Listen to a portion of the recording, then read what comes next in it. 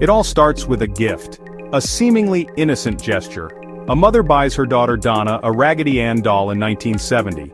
It was meant to comfort her, a small presence in a cramped apartment, but some objects aren't what they seem. They carry attachments, they carry history. This doll, later called Annabelle, was no ordinary toy. It became a vessel, a conduit for something not human. It didn't take long. Small things moved, lights flickered. The apartment became a stage for fear. They'd leave the room with Annabelle on a chair, and return to find her sitting on the couch or standing upright. Impossible for a floppy cloth doll. Then came the notes. Little parchments in a childlike hand. "Help us, help Lou!"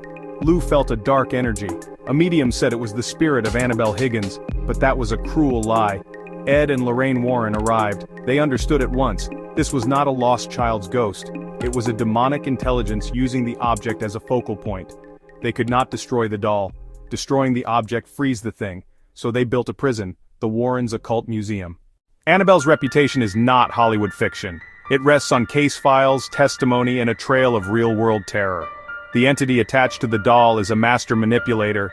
It preys on empathy, posing as a lonely child to gain trust. Donna and Angie allowed it to stay. That permission opened a doorway. The entity began its work. Lou suffered dreams, the doll in his bed, climbing his leg, hands at his throat. He woke paralyzed, pressed by a malevolent presence. Investigating noises one night, Lou spun into an empty room, then suffered searing, inexplicable wounds. 7 distinct claw marks, 3 vertical, 4 horizontal, bleeding through the fabric, hot like burns, then mysteriously healed within 2 days. Even the Warrens were not immune. On the drive home with the doll, their car suffered failures designed to send them into oncoming traffic. Lorraine felt hatred in the back seat. Ed doused the doll in holy water and prayed. The disturbances stopped. Locked in the occult museum, Annabelle became a beacon, a magnet for misfortune. Stories multiplied. A taunting priest nearly killed, a tourist who mocked the doll dying that same day. These incidents are not mere coincidence. A pattern emerges. Dark energy lashes out at those who disrespect it. It demands fear. And so the doll sat, caged, not a curiosity but a threat restrained by constant vigilance. A warning taped to the glass, a practical instruction and a spiritual command. Containing Annabelle isn't just locking a door, it's spiritual warfare. Building a prison the spirit cannot leave. Destroying the object risks freeing the entity to find another anchor. The Warrens built a different solution, a fortress of faith. A custom-built glass case isolates the doll from human touch and acts as a visible reminder of danger. But physical glass is symbolic without spiritual protections. Blessings, holy water, binding prayers performed repeatedly. A priest would return at least twice a month. The museum was a spiritually charged environment that had to be tended. Think of it as a dam holding back a churning reservoir of negative energy. Prayers are the mortar. Without vigilance, the cage weakens. Energy seeps through the smallest crack, testing boundaries. The moment the prayers stop, the door to our world can creak open again. Containment is maintenance. It is work of faith and ritual. And when neglected, it gives the darkness a chance to climb back out. Today is August 27th, 2025. The Warrens are gone. The Occult Museum is closed. Imagine the silence. Holy water evaporated, candles unlit, the final prayers faded to dust. It's not loud, it's a quiet click, a weakened latch, a focused push of psychic force. And the case opens. At first, freedom is subtle. The doll does not leap out. It sits, absorbing the silence, its button eyes scanning the room. The air grows cold. Other artifacts, long asleep, begin to resonate with the released energy. A music box plays a discordant tune. A dark mirror ripples as if struck. The room answers the call. The entity slips into wiring and into Wi-Fi. Cameras glitch, then flash a close-up of the doll's face. Smart devices pulse. Televisions fill with static. Baby monitors whisper unintelligible phrases. This modern world is vulnerable in ways the 70s never imagined. At last the physical doll moves, not by walking but by appearing, first on the museum step, then on the basement landing, then on the quiet suburban porch. A passing driver slows, engine dies, lights flicker, paralyzing dread. One cloth arm lifts in what looks like a children's wave. The first victim is found.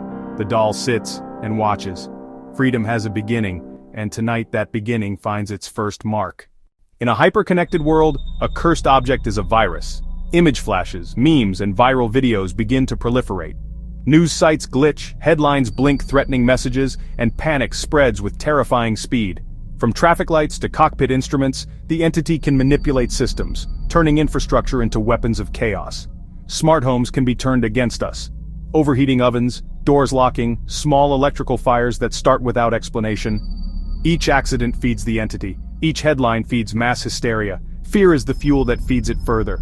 A market for haunted items explodes. Charlatans sell protection. Fake exorcists prey on the desperate. Annabelle's release weakens the prison that holds many artifacts. The museum becomes a chorus. Other objects stir, an orchestra of the damned awakening. We would not face one demon, but many. Hotspots spring up worldwide, an expanding network of paranormal disruption. An online contagion follows. Tutorials, live streams, and viral challenges teach impressionable people to dabble with forces they cannot control. Legitimate teams are overwhelmed. Distinguishing real threats from hysteria becomes nearly impossible. The escape forces a global debate. Skeptics seek explanations, believers see proof, society fractures along new lines of fear and faith. The moment the world confirms Annabelle is loose, the response is unprecedented. This is not a job for police or army alone. A new generation of investigators converges. Full-spectrum cameras, thermal imagers, advanced audio recorders, specialists who understand the rules of this dark game. The initial investigation is a lockdown, mapping energy signatures, plotting patterns, looking for the entity's footprint. Containment demands two prongs: technical triage to trace digital disturbances and spiritual leaders to perform bindings. A global alliance forms: Vatican exorcists, indigenous shamans, mediums. Science and faith work together to corner the entity. Cyber teams try to triangulate its digital footprint as it swims through servers and devices. Investigators and clergy prepare a perimeter of protection: salt, candles, relics, incantations. A containment circle for confrontation. The lead exorcist researches names and histories. Naming an entity is strength. The ritual will force it back into its vessel if possible. Under a cold moon, science and faith confront ancient will. It is not a fight of fists, but of faith, data, and endurance. Whatever the outcome, it would be brutal, draining, and ambiguous. The entity has tasted freedom. It does not surrender easily. The goal is to bind it back into the vessel, to reseal the world. But any containment is temporary without constant vigilance. Meanwhile, the public spectacle explodes. Citizen investigators, sensationalists, and opportunists flood the breach, complicating any hope of calm. Why does this captivate us? Why do we lean closer at the mention of a cursed doll, a haunted house, a demonic entity? Annabelle sits at the crossroads of myth and reality. The fact basis of the story makes the supernatural far more chilling. The entity preys on empathy and pity. A child's toy, a symbol of innocence, becomes a mask for something manipulative and malevolent. Our fear of Annabelle reflects our fear of our own inner darkness, a way to confront what we cannot explain. One escape could change how we look at the world. Every object becomes suspect. Our stories would stop feeling safe. They would feel possible. Believers and skeptics would clash. Governments, scientists, and clergy would be dragged into a debate over what is real and what is hysteria. We gather to test our limits. We tell campfire stories to feel the chill and be reassured by the sunrise. Horror is practice for the unknown. Annabelle sits in a glass box that is both literal and symbolic.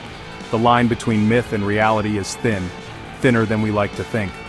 She is a permanent reminder that we do not have all the answers. There are dark places and objects we barely understand, and so we watch, fascinated and fearful. We study the myth and the fact, because the things that frighten us also teach us what to protect. If the door is ever left open again, will we be ready?